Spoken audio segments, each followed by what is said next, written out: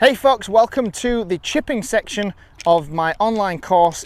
In this section, I'm going to show you what you need to do exactly to hit more solid chip shots, to get the ball from the side of the green, onto the green, close to the hole, and to generally improve your scores all around.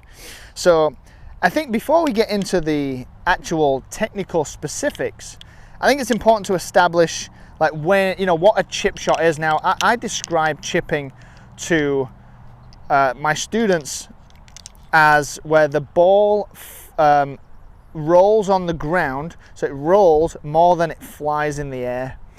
That's a chip shot. Now that's very black and white, and eventually when you become more skilled golfer, more of an advanced golfer, that's not the case anymore. But to start off, it's a great way and a great place to learn the difference between chipping and the next module, which is pitching. The next part of the course, which is pitching. So chipping, the ball rolls on the ground more than it flies in the air. So just bear that in mind.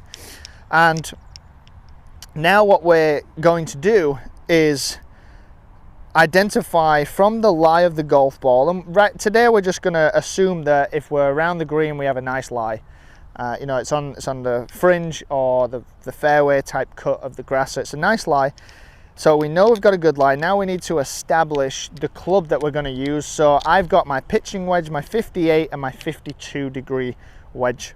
So remember, chipping, the ball rolls more than it flies. So if we're going to hit a chip shot, then we don't need the ball to be flying in the air all that much. So the 58 degree is kind of ruled out because the 58 is more loft than the other two, and you can check loft, or it's not an exact science, but it does give you a good indication as to the trajectory that the ball is going to fly at when you hit it with that club.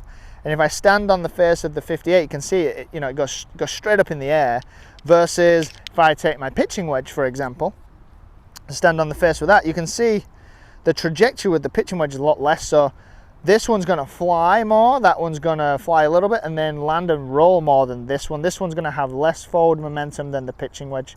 So this one being the 58. So straight away from my three clubs, I can rule out one, the 58. We're not going to need it. I don't need any loft. I don't need to fly the ball in the air. And take note of this, when you get the ball to fly in the air, then you have to swing the club faster. You have to generate more speed in order to fly the ball all the way that you want it to fly. So that means a bigger swing, and a bigger swing means there's more chance of kind of screwing up. So 58 is out. We don't need it. We don't need no loft. We don't need a big swing. Now I've got 52 and my pitching wedge. Now both of these could be used for chipping, but if I'm greenside and I want the ball to roll a lot, I am gonna, and it's a nice, like I said, it's a nice lie, pretty basic shot. Then I'm going to use my pitching wedge, not my 52, because my pitching wedge has less loft. It's going to roll more. That means I can have a smaller swing, and a smaller swing means there's less room for error at this stage. So 52, because of the 52 degree wedge, there is 12 degrees of bounce. So it's quite a specialized wedge, which I might use if I found my ball in a bad lie, or there was quite significant undulations in the ground, where I needed a more specialized wedge to help me with the shot. But I don't. It's a basic shot. My pitching wedge is going to be great. So I'm going to get rid of the 52. I don't need that. And now I've found the club that I'm going to use. It's the pitching wedge. I'm going to hit a chip shot. Now the technical specifics. Let's get straight into that before I show you anything that will help you with the motion. Chipping historically has been taught. People have been taught to put the ball back in the stance, have a lot of shaft lean. So this is the shaft. Have a lot of shaft lean and then hit down on it, and that's just caused a lot of fat shots, sometimes thin, but mainly fat shots and poor chipping. Whereas if you watch the best players in the world, the ball position is further forward. They have a much shallower angle of attack. They clip the ball off the surface, and you see the ball has a little bit of spin and then rolls out nicely on the green. So that's what we need to be doing. If we're gonna get better, we need to be modeling a lot of the things that the best do. I know there's some limits to that, but in chipping, I believe it's the lowest hanging fruit. You don't need to swing it 120 miles per hour. Now it's about precision and the right concept and getting the right skills. So we're going to start with ball position. Ball position is going to be right in the middle, at least, or it can be a tiny bit forward, so a tiny bit closer to the lead leg, which for the right-handed golfer, which I am, would be my left leg. The stance width is going to be super small because it's a small shot, so we want a small stance. And having a small stance actually means that the angle of attack, remember, cast your mind back to the fundamentals, the angle of attack is the angle in which the club's coming down into the ball. If we stand narrower, then that means the club just naturally goes more up and down, so we get this nice descending angle of attack that's not too steep that it's going to cause a digging action. It kind of just naturally and organically goes more up and down without us really doing all that much. So stance width is narrow, ball position's middle or a fraction forward. Now, when we take our grip, we don't want to choke, we don't want to hold right at the end, and we don't want to choke all the way down to the bottom of the grip. We want to be sort of in between. That way we're making the club smaller, which means we've got more control over the club, but it's also not so small to where it's going to affect like the distance and the swing. So it's just a little shorter than before. Now, when we put the club down to the ball, we want to feel like your arms are more connected to your chest, more connected to your torso. So what a good thing to do is to make sure we got good posture in balance. So bend your knees, leaning from your pelvis a little bit. Hold the club out in front of you and then pin them shoulders back a little bit so you can feel some tension in the arms here, up near your chest, your left and your right pectorals if you're a male. Now, you feel connection here, a little bit of tension, not too much, just a little bit, and then get the club down to the ground. And from here, what we want to do is I'm going to stand this way so you can see it better. A big issue, and this is probably the biggest issue I see with chipping after the setup, and it's that people have the handle too low this way, where we want the handle to be higher like this, so that the club, if you imagine my arm is the fairway or the ground, we want the toe to be pointing down. That's how high we want the shaft and the grip. And most people have it too much that way. So we actually want, after we've got that connection and we're down to the ball, we want the handle to go higher.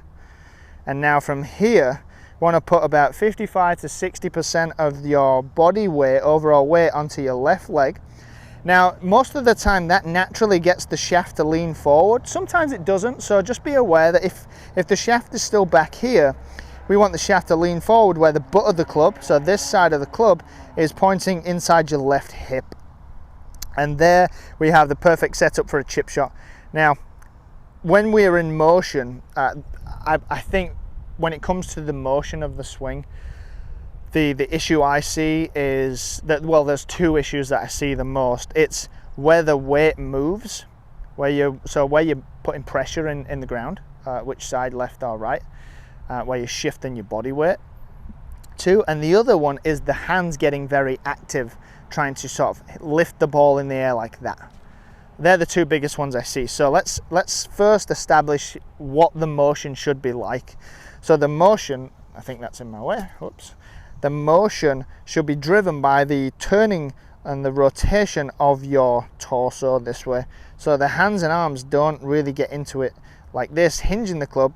It's driven by the turning of my torso back and through. And just momentum alone you'll start to see that your hands get a little active just from the momentum you're generating through the turning of your torso, just like that. That's the motion we want. And you'll notice that by doing that, the hands don't get active and try to lift the ball this way. The grip actually, on the way down, you'll see the grip is leading, it's in front of the club head all the time. We never want the club head to take over the grip. We want the grip to always lead the way through. The next thing, where your weight is going. So I often see golfers start like this, and then when they swing back, they move to the right and swing through and keep on the right. We start with 55 to 60% of the weight on the left side, and we got to keep it there. So even when you swing back, the weight is still on the left side a lot, and it stays there the whole way through. So when you finish, you should be able to lift this foot off the ground and things would be fine. So address position, small stance, ball in the middle, weight on the left, which means the shaft is leaning forward, the handle is higher, connection up here. Now I'm going to turn my torso, that's going to drive the swing. I'm going to keep the weight on the left side. And that was a big chip shot, but the trajectory was very low. That would hit the green and it's still rolling now and it's on a fairway down the range. So you would be able to see how that would land on the green and roll a lot because the greens are trimmed much shorter. So that's how we hit a chip shot. They are the specifics to hitting solid chip shots. If you can get the ball in the right place, drive the motion with your torso and keep the weight on the left, that you can almost instantly say bye to the fats and the thins. You're just going to get so much more consistent. And the goal, remember when we talked, this is coming up when we get into the irons, we talk about hitting down on the ball because the ball's on the ground. Now notice with chipping, the ball's on the ground, and even with pitching, when you get to that in the next module, pitching, the ball's on the ground. So we do have to hit down on the ball, but we don't want to hit down so much that we dig. And I always just say, to people, we don't want to dig your way to China. Like, we don't want to dig. We want the club to, imagine a plane landing. So the club head is the plane and the plane's landing nice and smoothly. So it's coming down at a descending angle, but it's not so steep that the plane's going to crash. So that's what we're trying to achieve with chipping. And we're going to try to achieve it with pitching as well. We'll get there in the next module. But what you'll notice is when we do this successfully, you can see how there's no divot. I'm just clipping the ball off the surface quite nicely. That way, the ball and the club face have maximum interaction, which means the club's going to launch at the correct angle or closer towards the correct angle. It's going to have less deviation on it because there's no dirt and grass between. And you're also going to get maximum spin because the ball's actually hitting the face, so more friction's created. And the ball might spin on that first or second bounce. It might check up and then trickle out. So lots of benefits to this whole setup, this whole motion, and this whole technique. And it's what the pros are doing. It's why the pros are so good at chipping and pitching, because this is how they do it. They don't put the ball back and hit down and chunk it. It's not what they do. So let me show you a couple of exercises that have worked really well for me. Now, the first exercise, we're targeting that age-old hands getting too involved, trying to lift the ball in the air. So the club head takes over the hands like this, and I mainly see a lot of thin shots with that. So we're going to get the trusty alignment stick, which you're going to find throughout this whole course. I use quite a lot, so you may as well go buy some. And for $1.99, it's not much of an investment. So what we're going to do is we're going to put the stick, the alignment stick, on the left side of the club, and then we're going to have the alignment stick pop out to the left side of our body. And so this is going to force you to lean the shaft forward and have shaft lean. Now go through all the other setup features, so small stance, ball in the middle, weight left, handle higher, all of that, connection up here with your arms and torso, get all of that set. You'll find that there might be a little bit more shaft lean, it's a little bit more excessive. That's fine, it's for a drill, don't worry. And then what we're trying to do is make this shot, or make this swing, and on the way through, you can see how if I get too active with my hands and try to flick the club and lift the ball in the air, the alignment stick hits the side of my body. So number one, you don't want to get hit. And number two, it's an external focus again. So I can see this in my periphery and I don't want it to hit me to hit myself. So I actually start to continue turning and continue this rotation on the way through with the hands leading and the club head behind, which is going to help me get more consistent with my ball striking. It's going to eliminate that hands flicking and trying to lift the ball in the air. So let's go ahead and try that one. This is one of my favorite exercises because it has such a dramatic improvement straight away. And you'll see that throughout that shot, the handle was leading. I had some shaft lean, struck the ball really nicely, and this never hit my side. So I've done this one for years. It's been fantastic. So try that. Then the next exercise is a bit more advanced. I would say it's definitely more advanced. It's a little harder, and it is driven towards having a shallow angle of attack and